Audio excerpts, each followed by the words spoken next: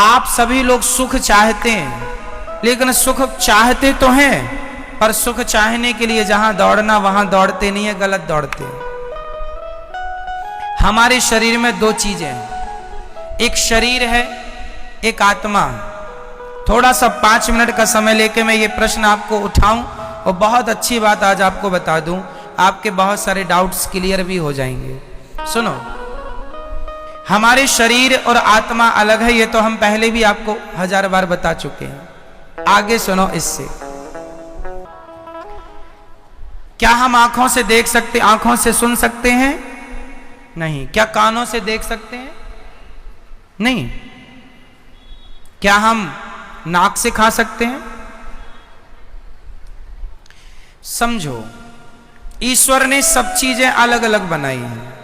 देखने के लिए आंखें हैं, सुनने के लिए कान। आंखों से सुन नहीं सकते, कानों से देख नहीं सकते, अलग है ना। उसी प्रकार शरीर का सुख है संसार। शरीर का सुख क्या है? संसार क्या है? शरीर का सुख। गाड़ी, बंगला, पत्नी, पुत्र, परिवार, ये कहां का सुख है? शरीर का। अब रही आत्मा की बात, तो आत्मा का सुख किससे है?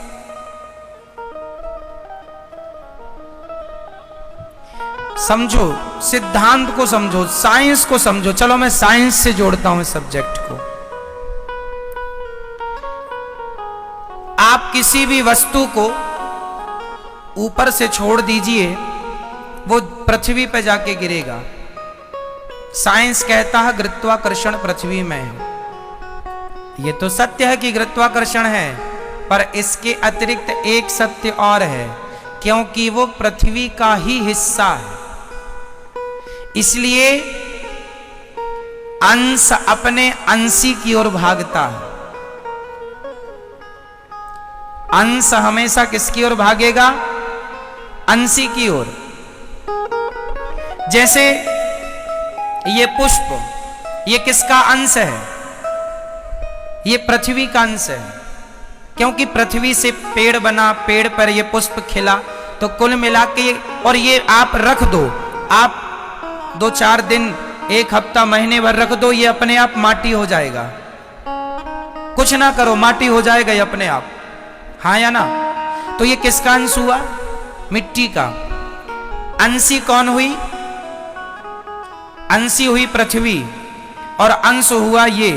तो ये पृथ्वी का अंश है, इसलिए ये छोड़ने पर नीचे जाएगा, क्योंकि ये अंशी की तरफ जा रहा है। अब दूसरा, आग। आग हमेशा नीचे नहीं जाती। आग की ज्वाला, आग की लौ, आग की ज्योति ऊपर जाती है। क्यों? क्योंकि वो सूरज का अंश है, क्योंकि सूरज में आग है। तो हर अंश अपने अंशी की तरफ भागता है। हर अंश कहां भागता है? अपने अंशी की तरफ। आग किसका अंश है? सूर्य का। तो सूर्य की तरफ भागती है ना आग की ज्वाला, हमेशा ऊपर। तीसरा, इस धरती की नदियां हमेशा किसकी तरफ भागती हैं? समुद्र की तरफ। क्यों? क्योंकि वो समुद्र का अंश है। क्योंकि पानी जो बरसता है, समुद्र का ही तो वाष्पीकरण होता है पानी, और फिर वही बरसता है। तो वो एक्चुअली इनडायरेक्ट वो समुद्र का ही पानी है, बरसता है, नदियों में आया, फिर वो अपने अंश की तरफ भागा, अपने अंशी की तरफ। समझो, जैसे पृथ्वी का कोई भी हिस्सा वो पृथ्वी की तरफ भागता है, कोई भी पुष्प, कोई भी पत्थर, कोई भी मिट्टी का ढेला, क्योंकि वो पृथ्वी का अंश है, इसलिए पृथ्वी की तरफ। आग सूर्य का अंश है, इसलिए सूर्य की तरफ। नदी समुद्र का अंश है, इसलिए समुद्र की तरफ। और हमारी आत्मा ईश्वर का अंश है, ईश्वर अंश जीव अविनाशी। इसलिए जब ये ईश्वर की तरफ भागेगी तब ही इसे सुख मिलेगा, अन्यथा इसे कभी सुख मिल नहीं सकता। आप लोग रसगुल्ला खाते हैं, तो आप कहते हैं आनंद आ गया। अरे रसगुल्ला से शरीर को आनंद आ सकता है, इंद्रियों को आनंद आ सकता है, आत्मा का तो रसगुल्ला से कोई लेना देना नहीं। क्यों? आत्मा किसका अंश है? ईश्वर अंश। ये ईश्वर का अंश है। इसलिए यदि आत्मा को सुख देना है, आज लोग दुखी, सब कुछ है आपके पास, फिर भी आप अशांत हैं, फिर भी आप परेशान हैं, उदास हैं। क्यों? क्योंकि आप संसार में सुख ढूंढ रहे हैं। अब मिलेगा, अब मिलेगा। पागल हो, है ही नहीं, मिलेगा कहां से? जैसे आंख कभी सुन नहीं सकती, कान कभी देख नहीं सकता, उसी प्रकार आत्मा कभी रसगुल्ला खा नहीं सकती, आत्मा कभी पानी पी नहीं सकती, आत्मा को पैसों में सुख नहीं मिल सकता, संसार के भोगों में सुख नहीं मिल सकता। आत्मा का सुख तो परमात्मा में है। जितने जल्दी ईश्वर की तरफ बढ़ो लोगे, जितने जल्दी उसका ध्यान कर लोगे, उतने जल्दी सुखी हो जाओगे। सुखी होना चाहते हो तो भगवान की तरफ बढ़ो। और आप लोग शरीर को ही सुख देने में लगे हैं।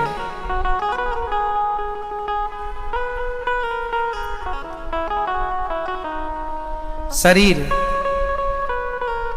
इसलिए शरीर जो है ये संसार की तरफ ले जाता है आपको। क्यों ले जाता है? क्योंकि शरीर संसार से बना है। संसार में 5 चीजें हैं, पृथ्वी, जल, वायु, अग्नि, आकाश, और ये 5 चीजों से आपका शरीर बना है। तो आपका शरीर आपको संसार की तरफ ले जाता है, क्योंकि संसार से बना है।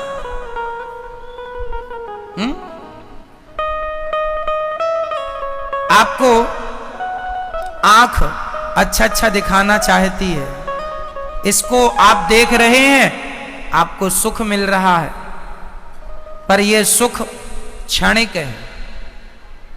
यह सुख क्या है? क्षणिक है, जरा सी देर का। खाने का सुख भी क्षणिक है, जरा सी देर का। भोगों का सुख भी क्षणिक है, जरा सी देर का। आप जरा सी देर के सुख के पीछे सारी जिंदगी लगाए हैं। सारी जिंदगी आपको लगता है अरे वो करोड़पति बन गया, मैं भी बन जाऊंगा, मुझे भी सुख मिलेगा। सब करोड़पति बन रहे हैं। पूछ लो करोड़पतियों से वो कितने सुखी हैं। सुख संसार में नहीं मेरी मां। शरीर का संबंध संसार से है, आत्मा का संबंध परमात्मा से है। और मैं शरीर नहीं, मैं आत्मा हूं। यदि यथार्थ सुख चाहते हो तो भगवान के बन जाओ। नाथ मैं आपको कभी भूलू नहीं, हे श्रीमन नारायण मैं आपको कभी, मैं उनका अंश हूं। पर विडंबना तो देखो, एक शेर का बच्चा गीदड़ों के झुंड में मिल गया, और गीदड़ों के झुंड में मिलकर वो भी गीदड़ों के संग रहने लगा, गीदड़ों की तरह व्यवहार करने लगा, खाने लगा, उन्हीं के संग सोए, उन्हीं के संग जागे, उन्हीं के संग रहे, उन्हीं को अपना बाप समझे, उन्हीं को माता। एक दिन शेर आया और शेर ने देखा कि मेरा कोई अपना आदमी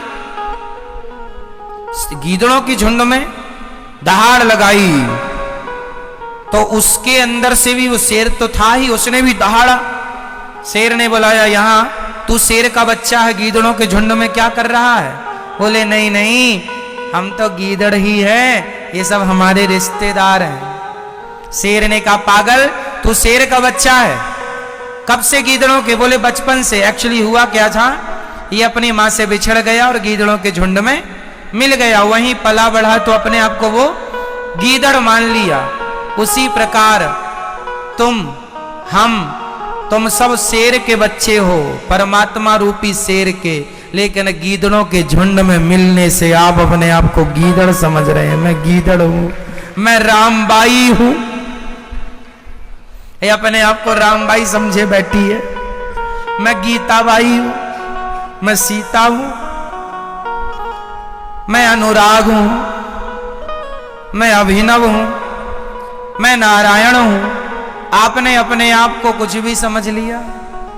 ना तो आप सीताबाई हो, ना गीता हो, ना अंजलि हो, ना राम हो, ना रघुनाथ हो, ना तो घनश्याम हो। तुम शुद्ध आत्मा हो जो ईश्वर का अंश है। बस ये तुम्हारा परिचय है। पर संसार में आए हो गीदड़ों के झुंड में होने से। हुआ, एक गीदड़ ने कहा हुआ, दूध हुआ हुआ। आज तक किसी ने नहीं पूछा क्या हुआ, क्या हुआ, नहीं बस हुआ हुआ हुआ हुआ। बाप दादे कह रहे थे हुआ, तो ये भी चिल्लाए पड़ा है हुआ हुआ हुआ। क्या हुआ कोई नहीं पूछ रहा है, सब हुआ हुआ हुआ। ये बड़ी विडंबना।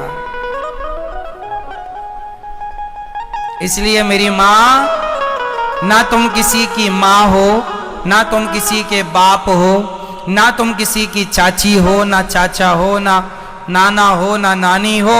तुम सिर्फ आत्मा हो जो परमात्मा से मिलने के लिए व्याकुल हो। वो तड़प जाग जाए तो मिलना भी होए, पर विडंबना तो ये है तड़पता ही नहीं आदमी। पत्नी के लिए रो रहा है, परिवार के लिए रो रहा है, भगवान के लिए नहीं रोता। राम और कृष्ण में बड़े कौन? दोनों राम कृष्ण दो एक हैं, अंतर नहीं निमेष। जो राम है वही त्रेता में वो राम बने तो द्वापर में कृष्ण बने। अंतर आपको कैसे लगता है? आपको ऐसा लगा कि राम बड़े हैं? जैसे हमारी दो आंखें हैं, ये और ये, तो आपको कौन सी आंख ज्यादा प्रिय है?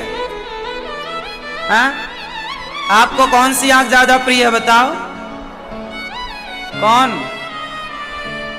दोनों? कौन सी वाली ज्यादा प्रिय है? जो ना प्रिय हो बताओ। जैसे आपकी दो आंखें हैं, पर है तो आपकी ही, उसी तरह भगवान दो रूपों में है एक ही, पर रूप दो हैं, राम रूप। और अब कुछ लोग कहते हैं कि राम में 12 गुण हैं और कृष्ण में 16 गुण हैं। कुछ लोग कहते हैं राम में 12 कलाएं हैं, जबकि कृष्ण में 16 कलाएं हैं। कुछ लोग कहते हैं कि कृष्ण बड़े हैं क्योंकि कृष्ण में 16 कलाएं हैं। कुछ लोग कहते हैं जी राम बड़े हैं। ये छोटा बड़ा कौन कहता है? वही जो अज्ञानी है, जो राम और कृष्ण को दो माने, जो राम और कृष्ण को छोटा या बड़ा माने, समझ लो कि वो अज्ञानी है। अभी सत्संग किया नहीं, जाना नहीं, इसलिए वो छोटे और बड़े का भेद रखता है, क्योंकि सत्संग से अभी जुड़ा नहीं है, मैच्योर नहीं है, गंभीर नहीं है, शास्त्रों का ज्ञान नहीं। 12 कलाएं राम की नहीं है। राम है सूर्यवंशी, और सूर्य की कलाएं कितनी होती हैं? सूर्य कितनी राशियों में रहते हैं? राशियां कितनी होती हैं? मेष, वृष, मिथुन, कर्क, मीन, कन्या। कितनी राशियां हैं टोटल? 12। तो सूर्य भगवान कहां जाते हैं? 12 राशियों में। तो सूर्य की कलाएं हैं 12। तो लोग कहते हैं कि राम की कलाएं 12 हैं। वो कलाएं राम की नहीं, राम की कलाएं तो अनंत हैं। राम की कलाएं तो अनंत हैं। 12 कलाएं क्या? राम अनंत कलाओं के धनी हैं। चूंकि राम सूर्यवंशी हैं, तो सूर्य की कलाएं 12 होने से लोग ये समझ लेते हैं कि राम की कलाएं 12 हैं, और कृष्ण है चंद्रवंशी। कृष्ण कौन है? तो चंद्रमा की कलाएं कितनी होती हैं? चंद्रमा की कलाएं कितनी होती हैं? बोलो मेरी मां, कौन कौन सी? चंद्रमा की 16 कलाएं हैं, प्रतिपदा से लेकर के पूर्णिमा आप गिनो। 15 हुआ, एक अमावस्या गिन लो। चलो मैं गिनाता हूं, बोलो अमावस्या। अमावस्या में चंद्रमा क्या होते हैं? शून्य हो जाते हैं। लुप्त इसलिए क्या हो जाता है? अंधकार। अमावस्या मतलब चांद का गायब हो जाना। गायब मीन्स दिखाई ना पड़ना। अमावस्या में चंद्रमा होते हैं, बिल्कुल नजर ही नहीं आते, तो 0। फिर क्या होता है? प्रतिपदा आती है, तो चंद्रमा हल्का सा दिखाई पड़ता है, प्रतिपदा। फिर द्वितीया को चंद्रमा थोड़ा बड़ा, तृतीया को और बड़ा, चतुर्थी का और बड़ा, पंचमी का और बड़ा, षष्ठी का और बड़ा, सप्तमी का और बड़ा, अष्टमी, नवमी, दसवीं, एकादशी। जैसे जैसे दिन बढ़ेंगे चंद्रमा क्या होगा? बड़ा। और पूर्णिमा को पूरा गोल, पूरा। तो चंद्रमा 16 प्रकार से हमें नजर आया। भाई प्रतिपदा का चांद अलग दिखा और द्वितीया का अलग। शंकर जी के ऊपर जो चंद्रमा है, आपने देखा होगा ना, शंकर जी के माथे पर क्या होता है? चंद्र होता है ना। वो कौन सा चंद्रमा होता है? पूर्णिमा का होता है कि अमावस्या का? अष्टमी का होता है कि द्वितीया का? बताओ, बोलो। भगवान शिव के ऊपर जो चांद है वो द्वितीया का चांद है। बोलो। आज रात्रि को देखना चांद कैसा दिखेगा। आज का जो चांद है वही शिव जी के ऊपर का चांद है, पतली सी धारी, ये द्वितीया का चांद है। तो चांद जो है 16 प्रकार से हमें नजर आता है। अमावस्या से लेकर पूर्णिमा तक कितना हुआ? तो चांद की कलाएं कितनी हो गई? 16 कलाएं। हाँ या ना? चांद की कलाएं 16। तो कृष्ण की 16 कलाएं जो कहते हैं, वो कृष्ण की 16 कलाएं। कृष्ण तो अनंत कलाओं के धनी हैं। कृष्ण तो, बोलो, कृष्ण तो अनंत कलाओं के धनी हैं। तो चंद्रमा की कला 16 है, सूर्य की कला 12 है। तो लोग ऐसा मान लेते हैं कि राम की कला 12 और कृष्ण की कला, क्योंकि वो राम सूर्यवंशी और कृष्ण चंद्रवंशी। ये जो समाज की मान्यताएं हैं, कुछ लोग आधी अधूरी बात मान लेते हैं। जैसा आप लोग सुनते हो वैसा मान लेते हैं। कई बार सुनाने वाला वो नहीं समझ पाते पूरी बात और वो आधा सुना देते हैं, तो आपको वही सच आप मान लेते हैं। तो राम और कृष्ण दोनों में कोई अंतर। जो त्रेता में राम बने, वही त्रेता की कुछ लीलाएं जो अधूरी रह गईं, उन लीलाओं को पूरा करने के लिए वही राम द्वापर में प्रकट होकर के आए। आपको पता है त्रेता के राम की कुछ लीलाएं अधूरी रह गई थी, बताओ कौन सी? त्रेता के राम की कुछ लीलाएं अधूरी रह गई थी, जो त्रेता में वो पूरी नहीं कर सकते थे। बताओ कौन सी लीलाएं अधूरी रह गई? हाँ, क्या? मैं बताऊं, कुछ गिन लो। जब राम जी ने सीता मां को माला पहनाया, क्या पहनाया? कौन सा माला? वरमाला। जब राम जी ने सीता मां को वरमाला पहनाया और सीता मां ने राम को वरण किया पति के रूप में, और राम जी ने जब सीता मां को वरण किया पत्नी के रूप में, तो सीता मां की जितनी सहेलियां थी, सखियां थी, सबके मन में ये विचार आया कि हम कब पहनाएंगे राम जी को वरमाला,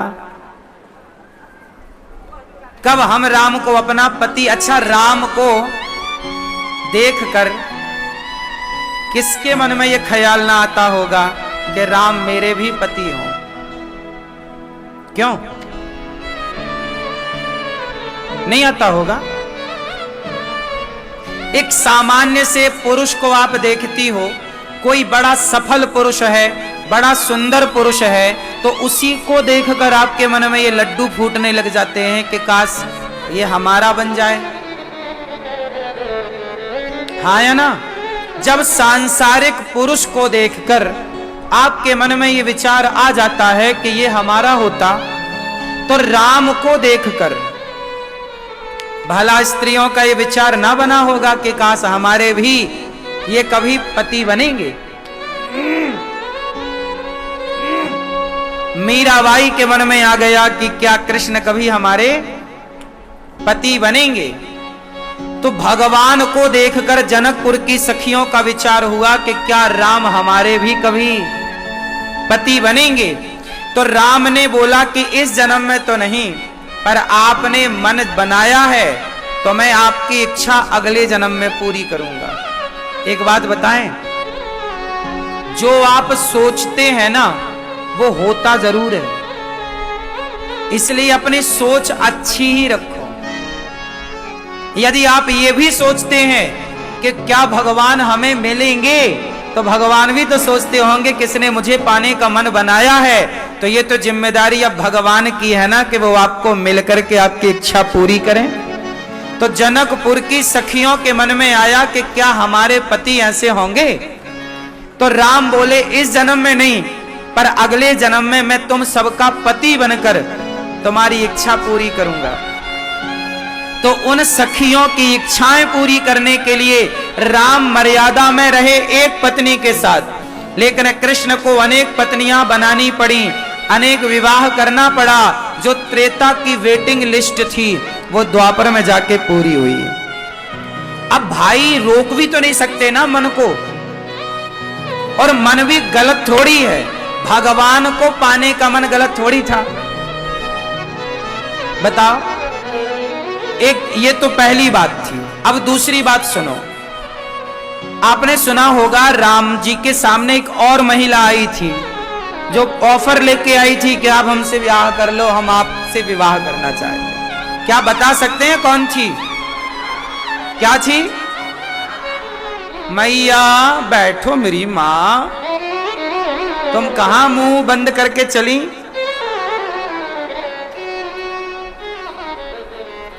चलो बताओ कौन सी महिला थी जो राम से कहने आई कि आप बहुत सुंदर, मेरे से ब्याह कर लो? सूपनखा। ये कौन थी? रावण की बहन। अच्छा, इसके लिए भी भगवान राम को दूसरा अवतार लेना पड़ा। अब ये बताओ कि सूपनखा कहती है आप मेरे से विवाह करो, मैं आपसे प्यार करती हूं। अब मुझे एक बात बताओ, क्या भगवान से प्यार करना गलत है? उत्तर दो। यही तो कहते हैं कि भगवान से प्यार करो, भगवान से प्रेम करो। सारे संत लोग क्या कहते हैं? रामचरितमानस में भी लिखा है, राम ही केवल प्रेम प्यारा। मीराबाई ने भगवान से क्या किया? प्यार किया। तुलसीदास जी ने क्या किया? प्यार किया। सूरदास जी ने, रैदास जी ने, जितने भक्त भाई सब क्या किए। और हम भी क्या कहते हैं आपसे? भगवान से प्यार करो, हम भी प्यार करें। अच्छा, ये मुझे एक बात बताओ कि क्या सूपनखा जो राम से प्यार करती है, तो क्या सूपनखा का प्यार गलत था? भगवान से प्यार हो जाए इसमें गलत क्या है? और सूपनखा किसे चाह रही है? राम से कहती है कि मैं आपसे विवाह करना चाहती हूं, आप बहुत सुंदर हैं। तो बात तो ठीक कह रही है। राम से सुंदर कौन होगा? भगवान से सुंदर कौन होगा? तो समपुरुष। अच्छा, राम को देखकर किसी का मन राम की ओर खिंच जाए, इसमें कोई आश्चर्य तो नहीं है ना? बोलो मेरी मां। राम से विवाह करने का जो मन सूपनखा ने बनाया, क्या वो गलत था? बोलो बोलो मेरी मां। नहीं ना? राम से प्यार करना गलत कैसे हो सकता है? भाई शिशुपाल ने कृष्ण से प्यार किया गालियां देकर, तो उद्धार तो उसका भी हुआ। रावण ने राम से प्यार किया दुश्मनी पालकर, रावण के अंदर भी राम के प्रति प्रेम तो था ही, भले दुश्मन भाव से भजता था।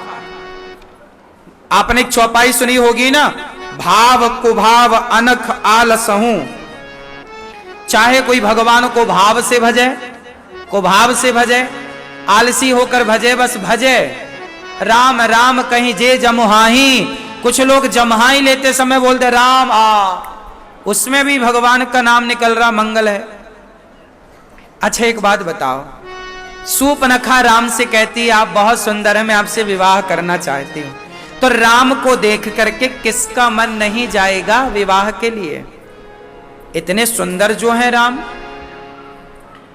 भगवान है वो, और भगवान से प्यार करना बिल्कुल गलत नहीं है। तो सूपनखा की इच्छा थी कि मैं विवाह करूं, बस उसने एक गलती की। बताओ सूपनखा ने गलती क्या की? राम को प्यार किया, राम को चाहा, ये बिल्कुल गलती नहीं थी। अब आप लोगों से मैं पूछूंगा कि सूपनखा की गलती क्या थी? फिर नाक कान किस गलती से काटा गया? क्या राम से प्यार करने वाले की नाक कान काटी जाएगी? नहीं, गलती कुछ और थी। क्या गलती थी बताओ? सूपनखा ने एक गलती की कि राम से तो प्यार किया, राम को तो देखा, लक्ष्मण जी को देखा, दोनों को देखना सही था, पर गलती सूपनखा से यह हो गई कि सूपनखा सीता माता की ओर देखना नहीं चाहती, और राम तब तक नहीं मिलेंगे जब तक सीता मां को ना पाया जाए। इसलिए हमारे यहां युगल उपासना है। अकेले राम का कोई मंदिर हो तो बताओ, आप कहोगे अयोध्या जी में? नहीं, अयोध्या जी में राम का बाल रूप, बाल राम का मंदिर है। छोटे से राम जब 5 वर्ष के थे ना, जब विवाह ही नहीं हुआ, तब का वो दर्शन है। वरना धरती में जितने राम मंदिर हैं, सारे मंदिरों में माता सीता जरूर होंगी। हाँ या ना? क्या बिना सीता के कोई मंदिर है राम जी का? क्या बिना राधा के कोई मंदिर है कृष्ण जी का? हमारे यहाँ कोई भी पूजा नहीं होती बिना लक्ष्मी के, बिना राधा के, बिना सीता के। हमारे यहाँ युगल उपासना है। हम अकेले की पूजा नहीं करते। हम किसकी पूजा करते हैं? युगल। युगल मतलब, युगल मतलब दोनों, जोड़ी। हमारे यहाँ शंकर की पूजा नहीं है, गौरी शंकर की पूजा है। कोई भी शंकर जी का ऐसा मंदिर ना होगा जिस मंदिर में माता पार्वती ना हो। क्यों जी है? क्या बिना पार्वती का कोई मंदिर है? कि बिना लक्ष्मी के कोई नारायण का मंदिर है? क्यों? हमारे यहां युगल उपासना होती है। सूपनखा ने गलती की कि राम से तो प्यार किया, पर सीता मां से प्रेम ना हुआ। सीता मां से नफरत की भावना थी, और जहां सीता को नफरत की भावना से देखा जाए और राम से प्यार की भावना में देखा जाए, राम बोलेंगे जब तक आप शक्ति से नहीं जुड़ोगे तब तक राम की प्राप्ति हो ही नहीं सकती। बिना लक्ष्मी के नारायण स्वीकार नहीं करेंगे आपको, बिना राधा के कृष्ण स्वीकार नहीं करेंगे आपको, बिना सीता के राम स्वीकार नहीं करेंगे। अच्छा, रावण ने भी गलती की। सूपनखा ने राम को देखा और सूपनखा के भाई ने सीता को देखा। रावण सीता मां को चुरा के ले गया और राम को छोड़ दिया, और सूपनखा राम को चाहती है, सीता को छोड़ रही है। जबकि विभीषण सीता को भी चाहते हैं और राम को भी चाहते हैं। तो जो सीता और राम दोनों को प्यार करेंगे वो तो राजगद्दी पर बैठेंगे विभीषण की तरह लंका के राजा बनकर, और जो एक को छोड़कर दूसरे से मन लगाएंगे तो उनकी लंका जलेगी। इसलिए हमारे सनातन में एक की उपासना नहीं है। आप ध्यान रखना इस बात का। इसलिए हम लोग क्या कहते हैं, सीताराम सीताराम सीताराम, राधे कृष्ण राधे कृष्ण राधे कृष्ण, युगल उपासना है। तो सूपनखा का मन था राम को पाना, तो राम को सूपनखा के लिए भी वो सूपनखा अगले जन्म में क्या बनी, कुब्जा। अगले जन्म में क्या बनी, क्या बनी, सूपनखा अगले जन्म में क्या बनी, बोलो मेरी मां, कुब्जा। क्या बनी, कुब्जा। इसलिए भगवान श्री राम द्वापर में कृष्ण बने और अनेक विवाह करके सीता मां की सखियों के साथ विवाह करके उनकी इच्छा पूरी करते हैं, और कुब्जा से चंदन लेकर कुब्जा की कुबड़ मिटाकर उसे सुंदर बनाकर उसके मन की इच्छाएं पूरी करके भगवान कुब्जा की कामना पूरी करते हैं। तो जो काम राम बनकर नहीं हो पाया, वो अधूरा काम भगवान ने कृष्ण बनकर किया। और एक काम और बकाया है अभी राम जी का। कुछ काम ऐसे हुए कि ना राम बनकर वो पूरा कर पाए, ना कृष्ण बनकर पूरा कर पाए। राम जी का भी एक काम और बाकी है, बताओ क्या? आपको पता है क्यों? राम जी का एक काम अभी और अधूरा है, जिसे भगवान राम कलयुग में आकर पूरा करेंगे। कौन सा काम? सुनो। जब राम वनवास गए तो राम जी को एक महिला मिली रास्ते में, एक स्त्री। उस स्त्री ने कहा कि आप मेरे से विवाह करो, मैं तपस्या कर रही हूं, सतयुग से मैं तपस्या करती आई हूं कि राम को मैं पति के रूप में पाऊं। तो राम जी बोले ठीक है, मैं आपसे विवाह करूंगा। मेरी पत्नी को रावण लेकर गया है, जब मैं रावण को मारकर पत्नी को लेकर आऊंगा, और यदि आपने मुझे पहचान लिया, यदि आपने मुझे पहचान लिया तो मैं आपसे विवाह करूंगा, और आप नहीं पहचान पाई तो मैं आपसे विवाह नहीं करूंगा। तो राम जी रावण को मारकर सीता मां को लेकर राम जी आए उस स्त्री के पास, लेकिन वो स्त्री राम को पहचान ना पाई। तब राम जी बोले कि आप पहचान ना पाई, इसके लिए आप और तपस्या करो, मैं आपको कलयुग में विवाह करूंगा। वही कन्या आज वर्तमान में वैष्णव मैया कहलाती हैं, वैष्णवी मैया कहलाती हैं। वैष्णव मैया कहां है? बोलो मेरी मां। जम्मू, कटरा, कटरा क्यों कटरी बोलते हैं? तो जम्मू में जो कटरा है, वहां जो वैष्णवी मैया है हमारी, वो वैष्णव माता से भगवान राम कलयुग के अंत में जब राम कल्कि बनकर आएंगे तो कल्कि भगवान का विवाह मां वैष्णवी से होगा। तो देखो, एक बार राम जी आते हैं तो अनेक अनेक युगों के लिए लीलाएं करके जाते हैं, कि कुछ लीला तब होगी तो कुछ लीला आगे होगी तो कुछ और आगे होगी। तो त्रेता में जो राम आए, वही द्वापर में अपनी लीलाओं को पूरी करने कृष्ण बने, और वही इस कलयुग में कल्कि बन करके कुछ लीलाएं और पूरी होंगी तो वो कलयुग में पूरी करेंगे। तो हमारे भगवान राम और कृष्ण कितने हैं? बोलो। अच्छा बताओ, राम जी के कितने अवतार हुए? बताओ, कितने अवतार हुए राम जी के?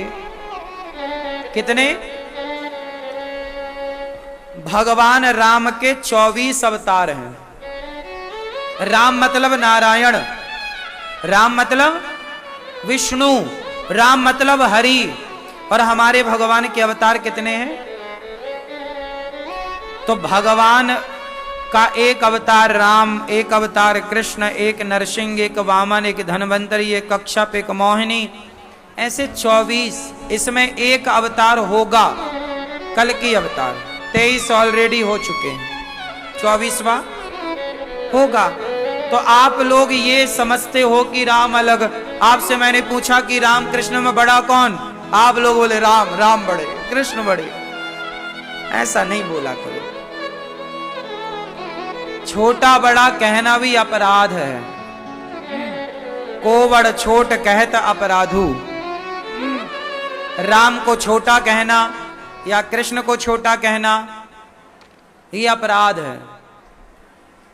अब कोई भक्तों को कहने लग जाए कि मीराबाई बड़ी के शक्को बाई बड़ी, कोई कहे कि तुलसीदास जी बड़े के सूरदास जी बड़े, तो भक्तों में भी कभी छोटे बड़े का भेद नहीं रखना चाहिए, और ना तो भगवान के अवतारों में छोटे बड़े का भेद रखना चाहिए। हमारे भगवान एक ही है, वही हमें राम रूप में दिखाई पड़ते हैं, वही हमें कृष्ण रूप में दिखाई पड़ते हैं, वही हमें नरसिंह रूप में दिखाई पड़ते हैं, वही वामन रूप में दिखाई पड़ते हैं। अनेक रूप रूपाय विष्णवे प्रभु विष्णवे। अब शंकर जी की बात कर लो। आप शंकर जी की पूजा, हमारे देश में अब सावन सोमवार आ रहा है, सोमवार के दिन क्या होगा, सावन के दिन, सावन में आएगा सोमवार या सावन का महीना, सारे लोग शिव मंदिर जाएंगे, जाना चाहिए, गलत नहीं है। पर मुझे एक बात बताओ, शिव के मंदिर में जाने वाले लोग क्या शिव से कुछ सीखते भी हैं कि केवल मंदिर जाते हो? हमारे यहां मंदिर इसलिए नहीं बनाए थे कि तुम जाके केवल लोटा भर पानी चढ़ा के आओ। अरे मंदिर इसलिए बनाए थे कि वहां जाके, मंदिर अपने आप में यूनिवर्सिटी है, मंदिर अपने आप में एक शिक्षा का केंद्र है। उदाहरण से समझो, भगवान शिव, चलो बताओ, जब भरी सभा में दक्ष प्रजापति ने शिव को अपमानित किया, शिव को गालियां दी, तो क्या शंकर जी ने उत्तर दिया? क्या किया शंकर जी ने? चुप रहे। क्या आपको कोई गाली दे दो चार तो चुप रह पाते हो? क्यों? फिर शिव की पूजा का मतलब क्या हुआ? शिव के आदर्शों पर तो चले ही नहीं।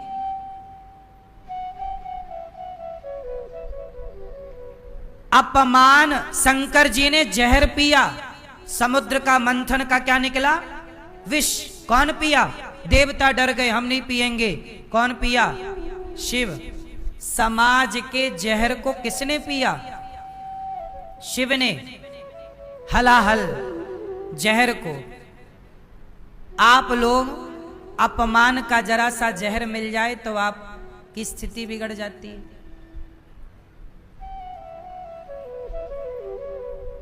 तो मंदिर जाने से कल्याण हो जाएगा तो फिर चलो सब मंदिर चलते हैं।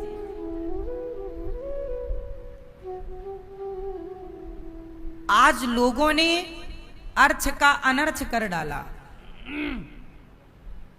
मंदिर जाने का मतलब ये था ही नहीं जो आप कर रहे हो।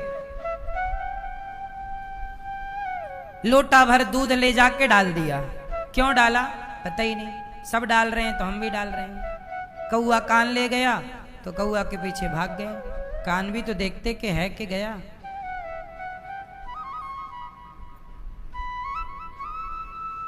शिवजी का मंदिर क्या सिखाता? शिवजी के मंदिर में शिव पार्वती हैं। शंकर जी का ऐसा एक मंदिर बताओ जहां पार्वती ना हो। एक मंदिर बता दो आप। हर मंदिर में शिव पार्वती हैं जोड़े से। बोलो हाँ। आप बताइए कि आप शिव के मंदिर में जाते हो, शिव जी तो युगों युगों से अपनी पत्नी के साथ रह रहे हैं, तुम 10-20 साल अपनी पत्नी के साथ नहीं रह पाते, तलाक ले लेते हो और तुम जा रहे हो शिव जी के मंदिर में। तुम्हारी गृहस्थी, पति पत्नी से तुम्हारा विवाद चल रहा है, तलाक हो गया तुम्हारा, और तुम मंदिर जा रहे हो शंकर जी के। और शंकर जी सिखा रहे हैं कि देखो पत्नी के साथ मिलके रहो, पति के साथ मिलके रहो। सीखना कुछ नहीं है, बस जाना जाना है। शिव पार्वती का तलाक हुआ, तो तुम शिव भक्तों का क्यों हो जाता है? क्योंकि तुम शिव के आदर्शों को अपनाते नहीं हो। ना पुरुष ना स्त्रियां अपना रही हैं, ना पुरुष अपना रहे हैं। शंकर जी के आदर्शों पर चलिए। शंकर जी के सिर पे कौन है? गंगा। बोलो क्यों है गंगा सिर पे? यहां आप बताओ, शंकर जी के सिर पे गंगा क्यों है? सिर पे ही क्यों रखी? हाथ पे रख लेते, पीठ पे रख लेते, कंधे पे रखते, यहां क्यों रखा? समाज को सिखाने के लिए शिव जी का रूप तुम्हें सिखाने के लिए है। शंकर जी की प्रतिमा शिवलिंग केवल शिवलिंग नहीं, वो अपने आप में एक यूनिवर्सिटी है। इतना सा क्या है वो? अपने आप में एक यूनिवर्सिटी है। शंकर जी के सिर पे गंगा है। मानो शंकर जी कहते हैं परिस्थितियां कैसी भी हों पर सिर में गंगा रखो, मतलब गंगा ठंडी होती है। सिर हमेशा, दिमाग हमेशा ठंडा रखा करो। अब शिव जी का दिमाग तो ठंडा है। आप लोग अपना बताओ, आपका दिमाग क्या है? आपके दिमाग में हीटर चल रहा है, हीटर। हाँ या ना? और पूजा किसकी कर रहे हो? शंकर जी की। तुम भी लोटा भर जल रख लो, ठंडा रहे तुम्हारा दिमाग। तुम्हारा जरा भी ठंडा नहीं है। शंकर जी के गले में सांप है, सर्पों की माला। क्यों है? शंकर जी कहना चाहते हैं कि सांप जो है वो काल है। काल ब्याल मुखग्रास त्रास निर्णा सहे तबे। सांप काल का स्वरूप है। सांप मिल जाए मतलब मृत्यु मिल गई। बोलो हाँ। तो सांप काल का स्वरूप है। शंकर जी काल को गले पर लटकाते हैं कि यार चिंता ना कर, तेरे हृदय में भगवान है तो काल तेरा कुछ ना बिगाड़ेगा। इसलिए वो कालों के काल महाकाल है। शंकर जी को भगवान पर इतना भरोसा कि भगवान राम उनके हृदय में रहते हैं और काल गले में लटका। जिसके हृदय में भगवान होंगे काल उसका कुछ ना बिगाड़ पाएगा। ये शिव जी का मैसेज है। पर कितने लोगों को ये मैसेज आया? कोई नहीं मैसेज ले रहा शिव जी का। जल जल जल, 1 लोटा 2 लोटा 4 लोटा।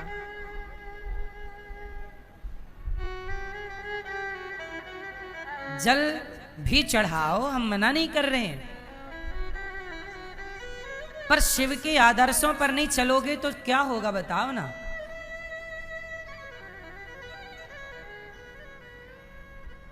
अब ये बताओ, शंकर जी भभूति रमाते हैं। किसकी भभूति लगाते हैं? मुर्दे की। चलो बताओ शंकर जी भभूति क्यों लगाते हैं? उत्तर दो मेरी मां।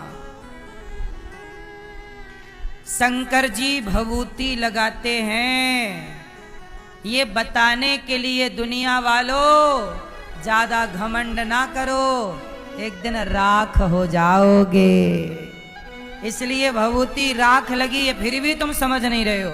फिर भी आदमी शिव के मंदिर में खड़े होके घमंड कर रहा है। शिव का भक्त है पर घमंड करता है। तो तूने शिव से इतनी बात नहीं सीखी तो काय का शिव भक्त है? तेरा घमंड तो मिटा नहीं, तो शिव भक्त कैसे हो गया भैया? यदि शिव का व्यवहार तेरे स्वभाव में नहीं उतरा तो कैसे शिव भक्त है? राम का आदर्श तेरे व्यवहार में नहीं है तो कैसे राम का भक्त है? कृष्ण का आचरण, गीता का आचरण जीवन में नहीं है तो कैसे कृष्ण का उपासक हो गया तू?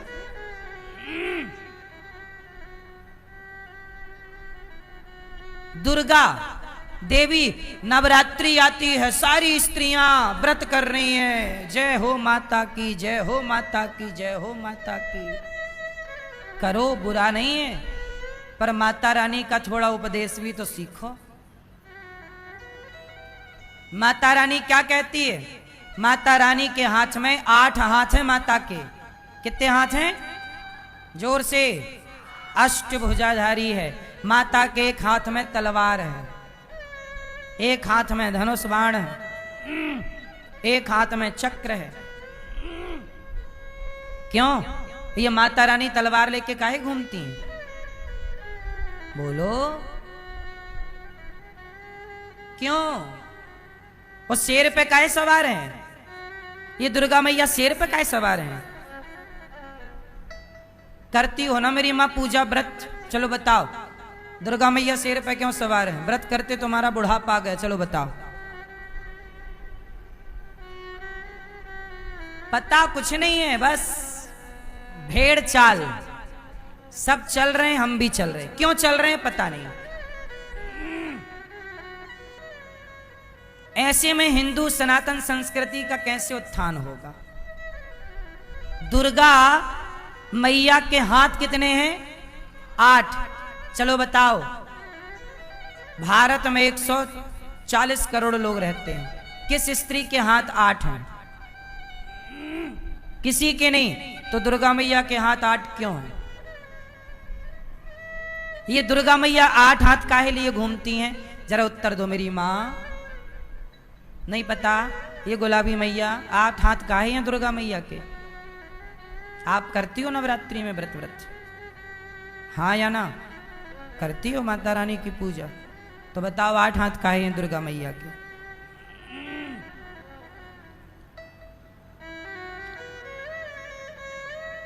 मैया क्या बोलती तू?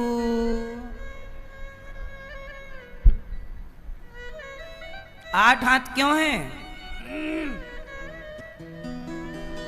सुनो, दुर्गा मैया के 8 हाथ इसलिए हैं क्योंकि दुर्गा मैया के बेटे हैं 4। भगवान दुर्गा मैया के कितने बेटे हैं? वही जो हम कह चुके, फिर दोहराना पड़ेगा। दुर्गा मैया के 4 बेटे हैं, ब्राह्मण, क्षत्रिय, वैश्य, शूद्र। दुर्गा मैया बोली कि जिस दिन तुम चारों संगठित हो जाओगे तुम्हारे हाथ हो जाएंगे 8। 4 लोगों को खड़ा करो, कितने हाथ होते हैं? 8। दुर्गा मैया बोली जिस दिन तुम संगठित हो जाओगे उस दिन हाथ हो जाएंगे 8, और 8 हाथ हो जाएंगे तो जंगल का राजा शेर भी तुम्हारे वश में हो जाएगा। देखो मैंने वश में कर रखा हूं। तुम्हें कोई जीत नहीं सकता जब तुम संगठित हो जाओगे। तो अंग्रेज क्या जीतेंगे तुम्हें? मुगल क्या जीतेंगे तुम्हें? संगठित हो जाओ। लेकिन हमारे देश में दुर्गा की पूजा करने वाले लोग भी बिखरे हैं, वो पूजा कर रहे हैं दुर्गा की। दुर्गा मैया संगठन, दुर्गा मैया ये कहना चाहती हैं संगठित रहो। इतना सा मैसेज तुम्हारे पल्ले नहीं पड़ रहा है और पूजा कर रहे हो। तुम पूजा करते तो रहे।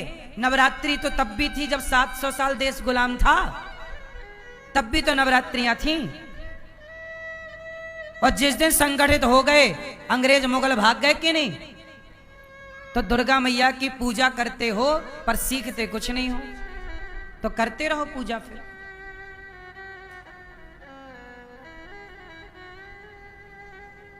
मेरी मां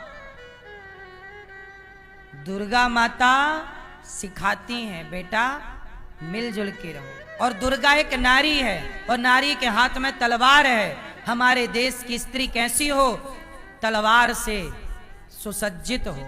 आपके पास इतनी ताकत हो कि कोई आ जाए तो आप जीत सको उन मूर्खों से। बलात्कारी आ जाए आपके सामने तो क्या करोगे? लड़ने की ताकत है। इसलिए ना हमारे देश की नारियां तलवार चला के झांसी की रानी कहलाती थी। तुम कॉकरोच से डरती हो, इसलिए कहता हूं अपनी बेटियों को भी झांसी की रानी बनाओ, बेटों को शिवाजी बनाओ। ये देश किससे चलता है? लोग कहते हैं ये देश संविधान से चलता है। ये बात सही है कि गलत है? जोर से, जोर से। लोग कहते हैं ये भारत संविधान से चलता है। मैं कहता हूं ये देश जनसंख्या से चलता है। संविधान तो तब भी था जब कश्मीर से हिंदू खदेड़े गए। जिनकी संख्या ज्यादा होगी उन्हीं का संविधान होगा। ये देश संविधान से नहीं, आपकी वोट से चलता है।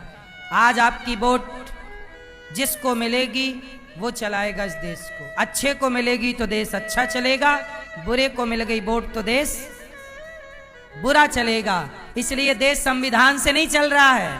संविधान तो कश्मीर में था, खदेड़े गए कि नहीं? हाँ या ना? जोर से।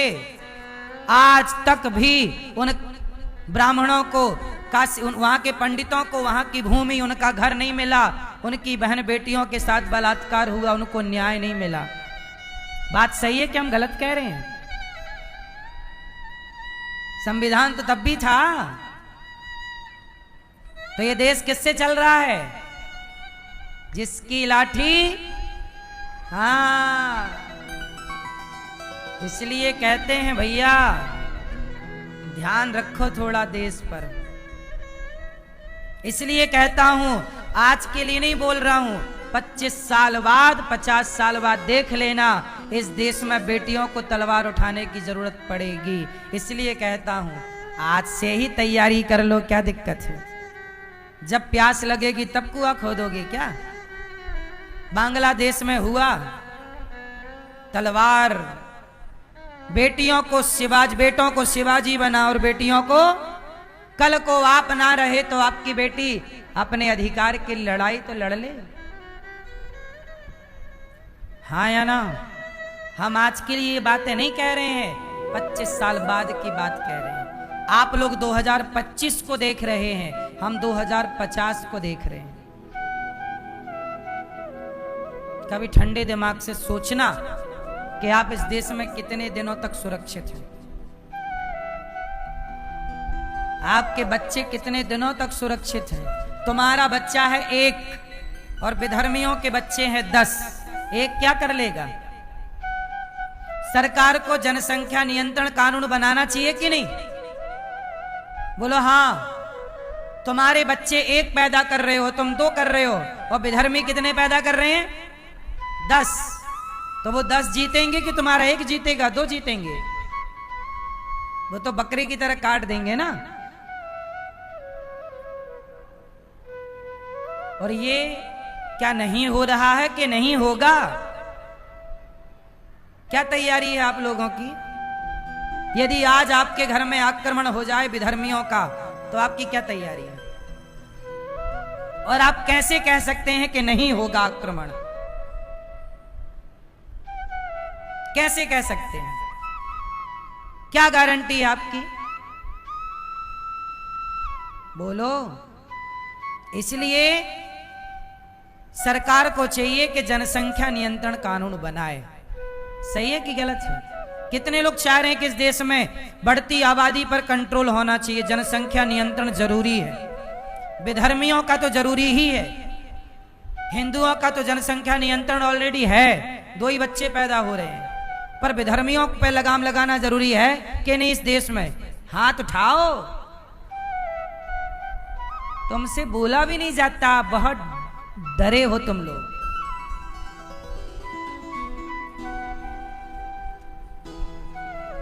हिंदू बहुत डरता बहुत है।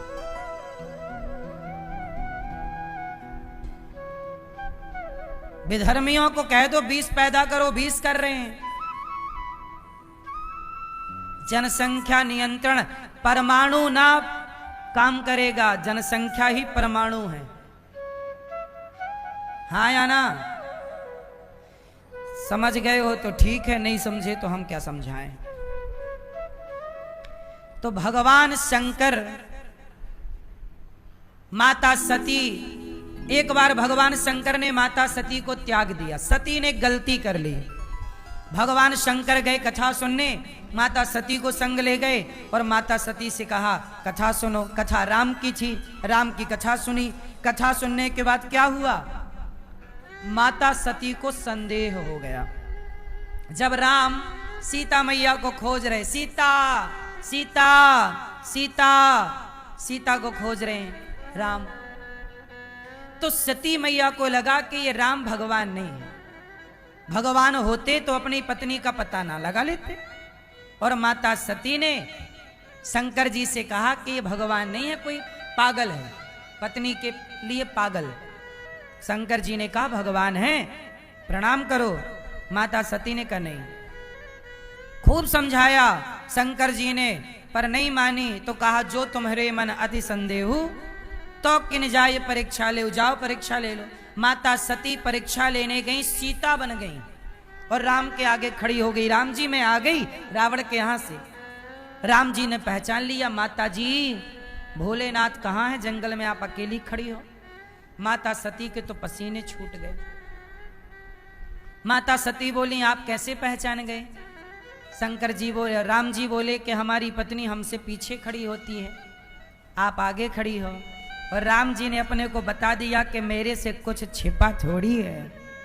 तो बोले आप फिर पत्नी के लिए रो क्यों रहे हो, पता है कि रावण ले गया तो रावण को मार दो, तुरंत ले आओ पत्नी को।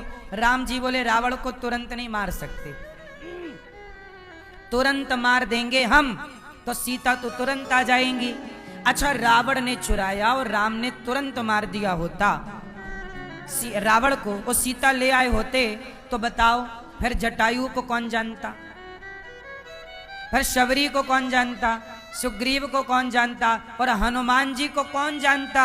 अरे हनुमान जी का यश बढ़ाना था, लंका भेजना था, आग लगाना था, सीता माता के पता लगाने का श्रेय हनुमान जी को देना था। यदि रावण को तुरंत मार देते तो हनुमान जी किस तरह से समाज में प्रकट होते, तो हनुमान जी का यश बढ़ाना था। बोलो हाँ।